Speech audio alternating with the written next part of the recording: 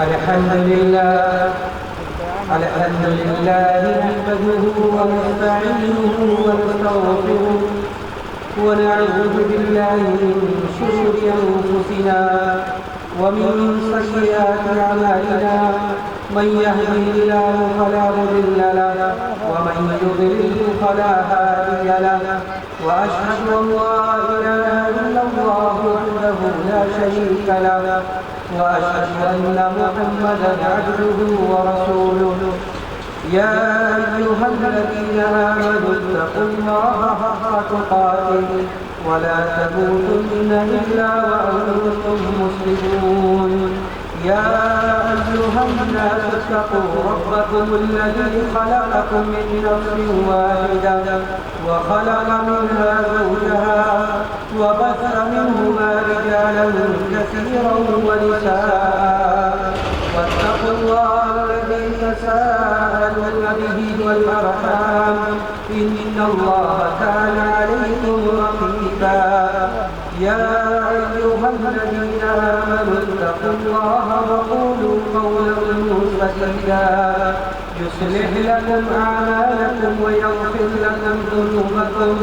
ومن يطع الله ورسوله فقد فاز فوزا عظيما أما بعد فإن خير الحديث كتاب الله وخير الهدي هدي محمد صلى الله عليه وسلم وشر الأمور محدثاتها وكل محدثة بدعة وكل بدعة ضلالة وكل ضلالة في النار فأعوذ بالله السميع العليم من الشيطان الرجيم وإن تتولوا يستبدل قوما غيركم ثم لا يكونوا أمثالكم. معزز علماء کرام، محترم بزرگوں، نوجوان ساتھیوں، عزیز ماؤں اور بہنوں، اللہ سبحانہ و تعالیٰ کے فضل و کرم سے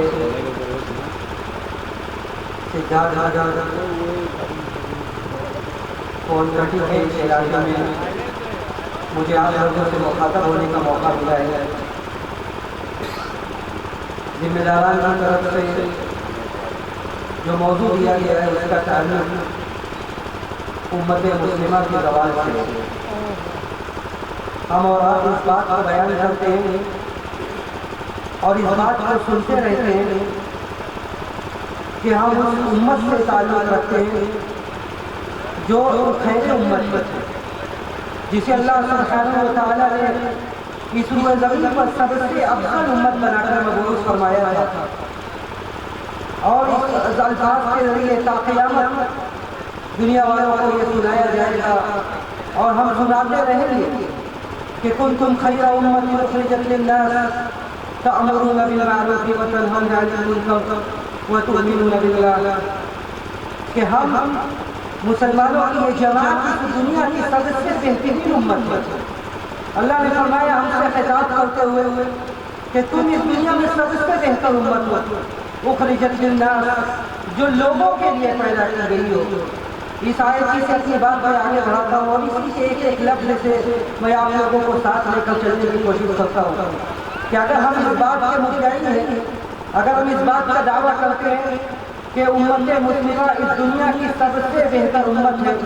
تو ذرا اس آیت کے اپنے حصے پر بھی غور کیجیے. اللہ نے فرمایا اخرجت للناس کہ امت مسلمہ اس دنیا کی سب سے بہتر امت ہے. اس کی بہتری اور اس کی افضلیت اسی وجہ سے کیونکہ یہ سارے لوگوں کے لیے پیدا کی گئی، یعنی امت مسلمہ کا صرف یہ فریضہ نہیں ہے کہ وہ صرف اپنے بارے میں سوچے، وہ صرف اپنے بارے میں سوچے، اپنے نجات کے بارے میں سوچے، اپنے عیسیٰ و قربا کے بارے میں سوچے، ایسا نہیں ہے، بلکہ وہ اخرجت للناس یہ سارے لوگوں کے لیے برپا کی گئی تھی، یہ سارے لوگوں کے لیے امت پیدا کی گئی تھی. اور اللہ نے ان کا کام یہ بتلایا کہ تأمرون بالمعروف، جو لوگوں کو بھلائی کا حکم دیتی ہے اور برائی سے روکتی ہے. ذرا اس آیت کے پس منظر میں ہم اور آپ خود سے یہ سوال کریں اور یہ پوچھیں کہ کیا امت مسلمہ آج اپنا یہ فریضہ ادا کر رہی ہے؟ کیا امت مسلمہ آج سارے لوگوں کو جہنم سے نجات کا ذریعہ بن رہی ہے؟ کیا امت مسلمہ ایسا کام کر رہی ہے؟ امت کے افراد ایسا کام کر رہے ہیں جس کے ذریعے سے لوگ جہنم سے دور ہو جنت کے راستے پر نکل چلے؟ اللہ نے اس امت کو بہتر امت اس وقت قرار دیا تھا جب یہ لوگوں کے ہدایت کا ذریعہ بنے، جب یہ لوگوں کو جہنم سے نکالنے کا سبب بنے، جب یہ لوگوں کو جنت کے راستے پر لگانے کا سبب بنے۔ اور اگر ایسا نہیں ہے، اگر ایسا نہیں ہے تو اس امت کی افضلیت اور اس امت کی خیریت یہی تھم جاتی ہے، یہی پہ رک جاتی ہے۔ بزرگوں اور دوستوں، اب وقت مختصر ہے، میں ایک چند باتوں میں چند نکات کی روشنی میں آپ کے سامنے بات رکھوں گا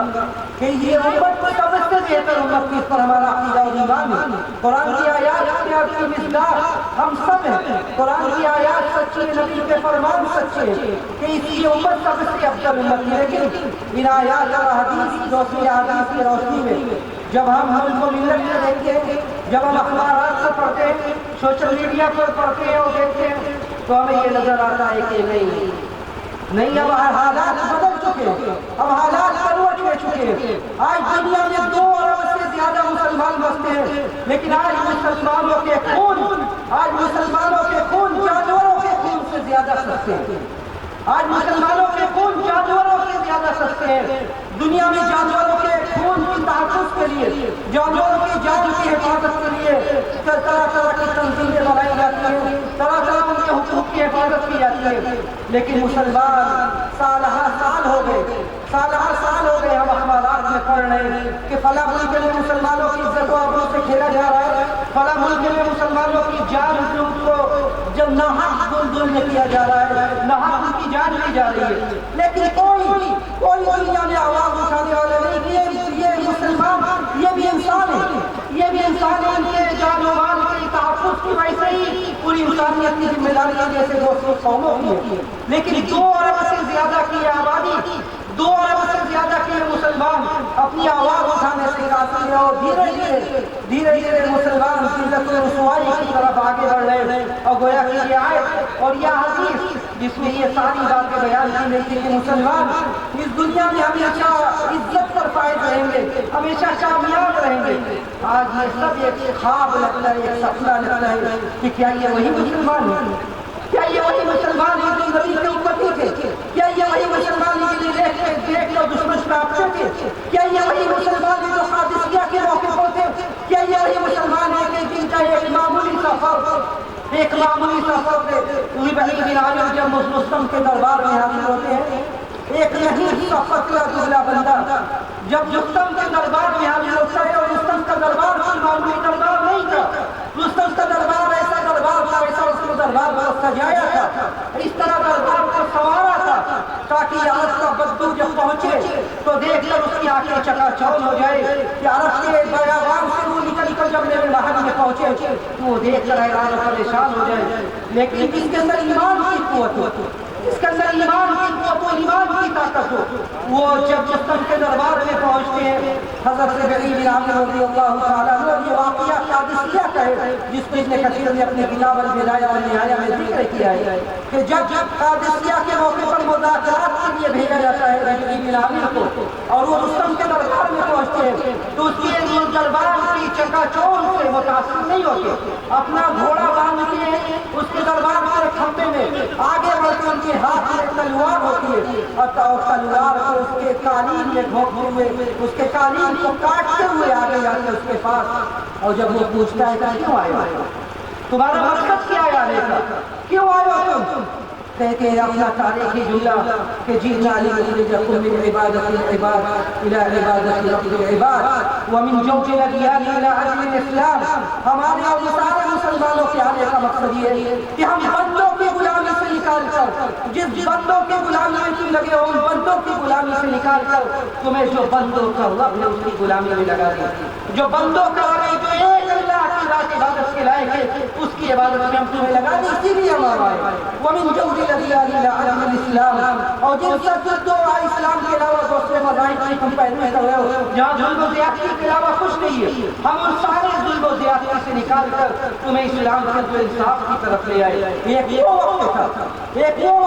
ایک معمولی سا بندہ جو نبی کا امتی تھا جو نبی کا صحابی تھا، رستم کے دربار میں چلا تھا، اسے ذرا سا بھی خوف نہیں آتا، لیکن اس کے بعد وہ وقت آتا ہے کہ آج تک ماحول بدل جائے اسلام اور اسلام کے ماننے والوں کی بغائی کوئی وقات اور کوئی حیثیت نہیں۔ ایسے کیا اسباب ہو گئے، ایسی کیا وجوہات پیدا ہو گئی کہ آج مسلمان ذلت و رسوائی کے شکار ہو گئے۔ مسلمان والوں اپنے آپ سے غور کریں کہ ہم کہاں سے کہاں پہنچ گئے، ہم آسمان سے زمین پر کیوں آ کر گر گئے، ایسے ہم اپنے رب کے ناراضگی سے کون سے کام کیے تھے۔ ہم زیادہ باتیں رکھ کر کے سورہ نور کی آیت نمبر 55 کی طرف میں آپ لوگوں کو لے چلتا ہوں۔ اللہ سبحانہ وتعالیٰ نے سورہ نور میں فرمایا وعد اللہ الذین آمنوا منکم وعملوا الصالحات ليستخلفنهم في الأرض كما استخلف الذين من قبلهم وليمكنن لهم دينهم الذي ارتضى لهم وليبدلنهم من بعد خوفهم أمنا يعبدونني لا يشركون بي شيئا۔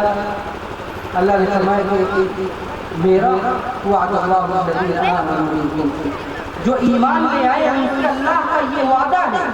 اللہ کا وعدہ جھوٹا نہیں ہو سکتا، اللہ نے جو وعدہ کر دیا اللہ کا وعدہ سچا ہے۔ اگر آج ہم ان وعدوں کو حاصل نہیں کر رہے تو ہمارا عقیدہ اور ایمان جھوٹا ہے، ہم اپنے عقیدہ اور ایمان میں اور اپنے دعووں میں جھوٹے ہیں۔ اللہ کا تو یہ وعدہ تھا کہ اللہ جو ایمان لے اور جو نیک عمل کیا ان سے اللہ کا یہ وعدہ تھا وعد اللہ الذین آمنوا منکم وعملوا الصالحات لیستخلفنہم فی الارض، کہ اللہ انہیں زمین کا خلیفہ اور زمین کا وارث بنائے گا۔ لیستخلفنہم فی الارض کما استخلف الذین من قبلہم، جیسا کہ ان سے پہلے کے لوگوں کو بنایا تھا۔ ایسا نہیں تھا کہ وہ وارث بن کر پیدا ہوئے تھے، ایسا نہیں تھا کہ اس دنیا میں وہ جب آنکھ کھولا تو وہ لوگ عزت و کامیابی سے ہمکنار تھے، بلکہ یہ وہی صحابہ تھے، یہ وہی صحابہ کی جماعت تھی جب مکہ میں کھل کر سانس نہیں لے سکتے تھے۔ جب ان لوگوں نے اسلام کو قبول کیا تو یہی عزت عمر کا بیان ہے کہ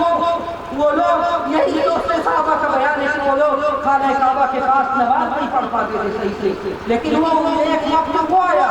جب حضرت عمر کے زمانے میں، حضرت عثمان رضی اللہ تعالیٰ عنہ کے زمانے میں اسلامی فتوحات کا دائرہ کہاں سے کہاں پہنچ گیا۔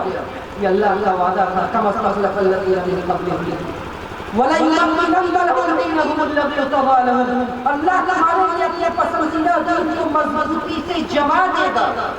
اللہ جس دین کو تم پر مانتے ہو، جس دین کو اللہ پسند کرتا ہے اس کو مضبوطی سے جما دے گا۔ وَلَيُمَكِّنَنَّ لَهُمْ دِينَهُمُ الَّذِي ارْتَضَىٰ لَهُمْ وَلَيُبَدِّلَنَّهُم مِّن بَعْدِ خَوْفِهِمْ أَمْنًا، اور جو امن و امان تھا تمہارے جو جس خوف میں تھے اس کو بدل کر امن و امان کی حالت پیدا کر دے گا۔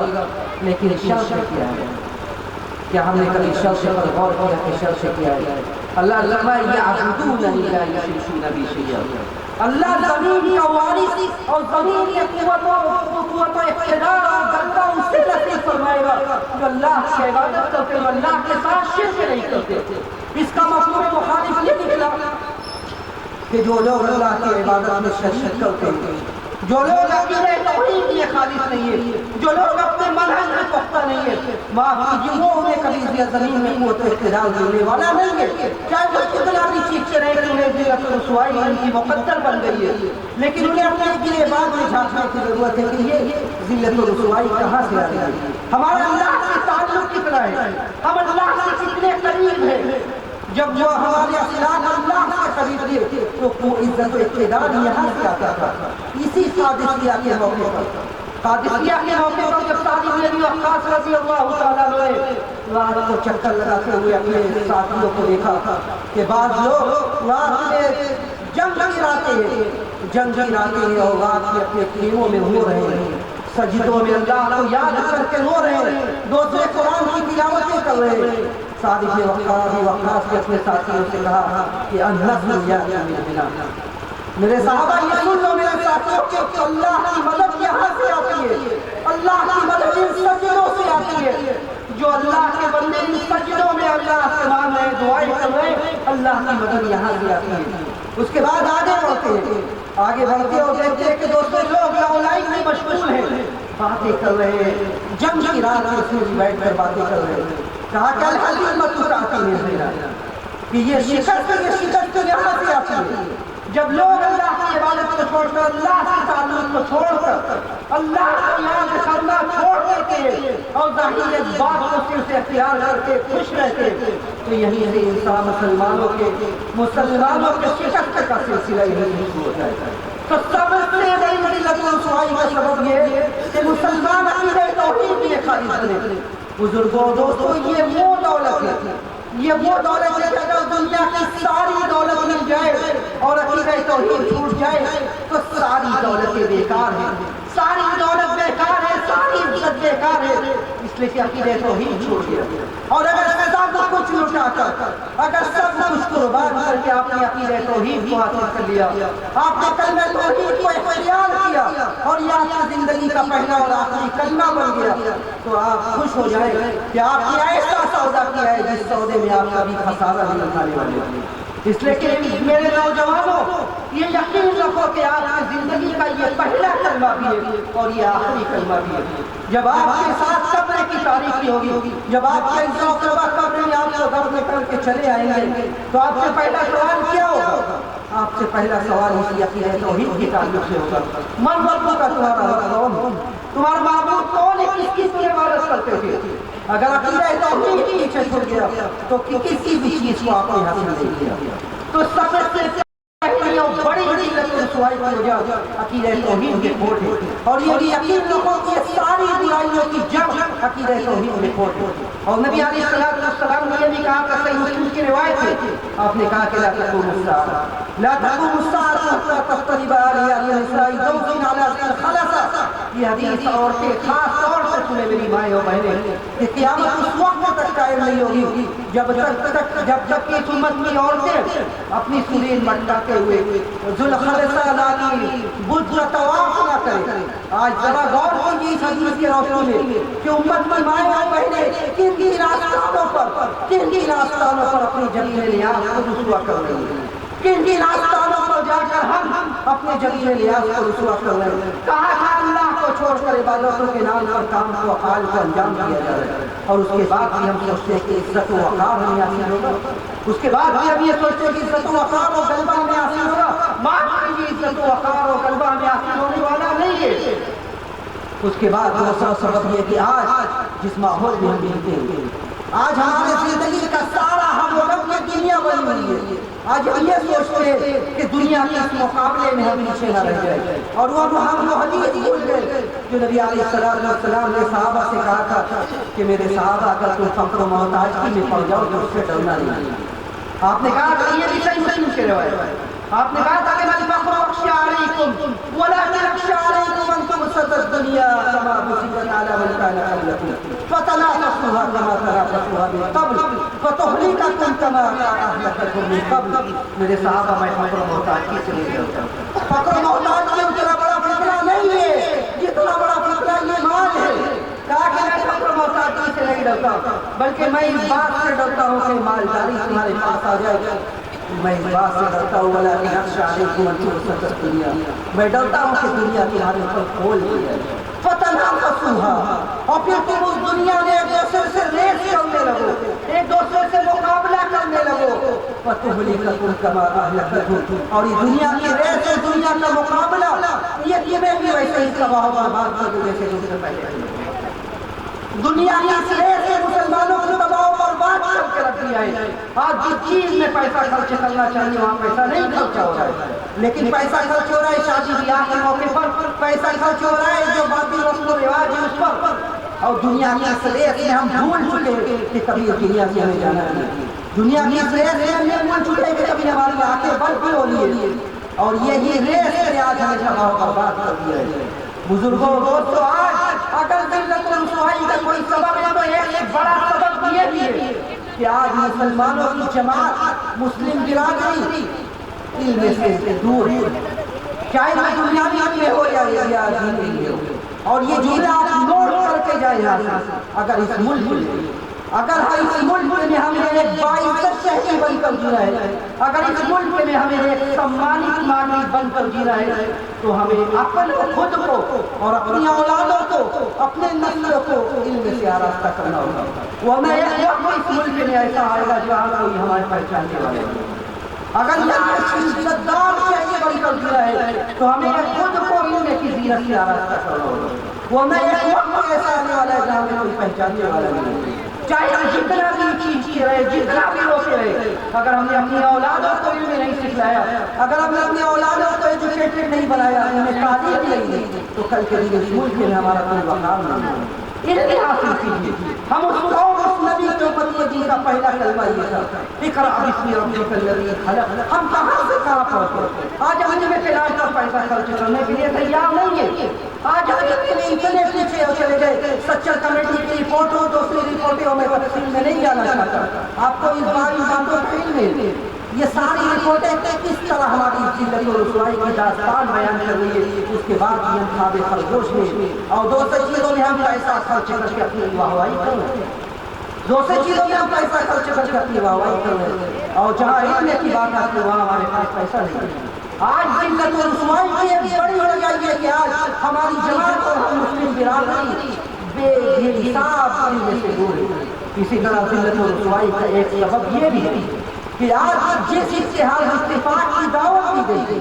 جس اتحاد اتفاق کی مسلمانوں کو دعوت دی گئی تھی، آج اس اتحاد اتفاق کی دھجے اڑا کر رکھی گئی ہے۔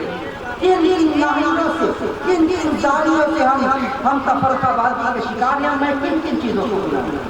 اللہ نے تجھے کہا تھا کہ آپس میں بحب اللہ جمیعا ولا تفرقوا۔ مسلمانوں اللہ کی رسی کو، اللہ کی رسی کیا ہے؟ یہ کتاب اللہ اور سنت رسول اللہ، یہ اللہ کی رسی ہے، اور اس کو سب مل کر مضبوطی سے پکڑنا ہے۔ یہاں کوئی خان نہیں ہے، کوئی انصاری نہیں ہے، سب مسلمان ہیں، سب مسلمان ہیں، سب کو مل کر اللہ کی رسی کو مضبوطی سے پکڑنا ہے، تب مسلمان اس دنیا میں عروج اور ترقی کے مناظر کریں گے۔ آج ذات اور برادری کے نام پر اس کے علاوہ نہ جانے کن چیزوں پر مسلمان بٹے ہوئے، جس کے ذریعے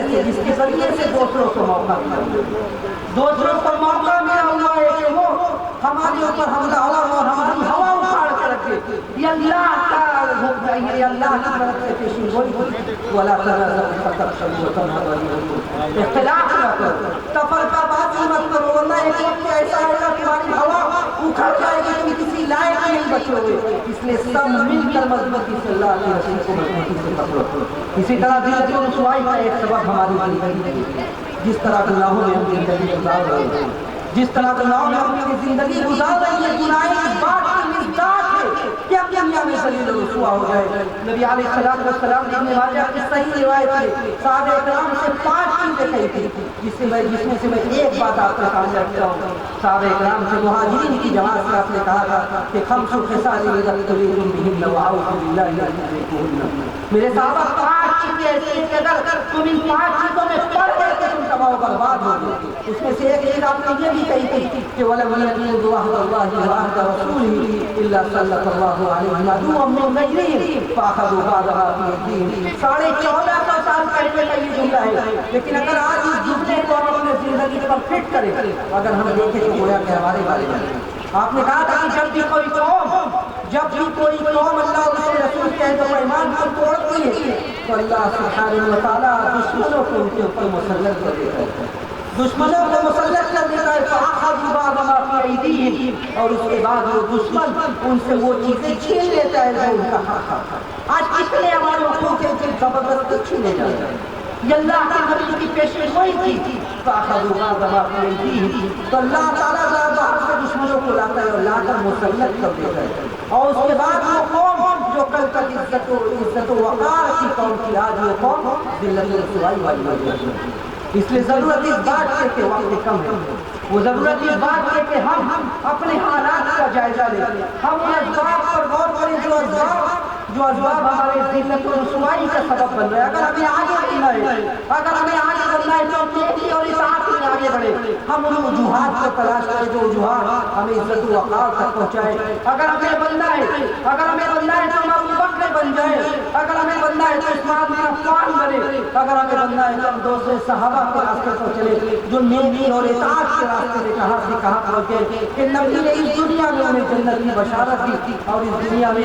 آج آج کے بعد اور تا قیامت تک ان کا ذکر کیا جائے گا، ان کا تذکرہ کیا جائے گا، ان کے ایمان کا چرچا کیا جائے گا۔ ہم اللہ سبحانہ و تعالیٰ سے یہی دعا کرتے کہ بارے ہم نے جو باتیں کہی ان باتوں پر ہم سب کو عمل کرنے کی توفیق نصیب فرما، اور امت اسلامیہ کو اس ملت رسوائی سے نکال کر دوبارہ درود و ترقی کے راہ پر لگا دے۔ وآخر دعوانا ان الحمد للہ رب العالمین، والسلام علیکم ورحمۃ اللہ وبرکاتہ۔ ماشاء اللہ، جزاک اللہ۔ یہ تھے فضیلت الشیخ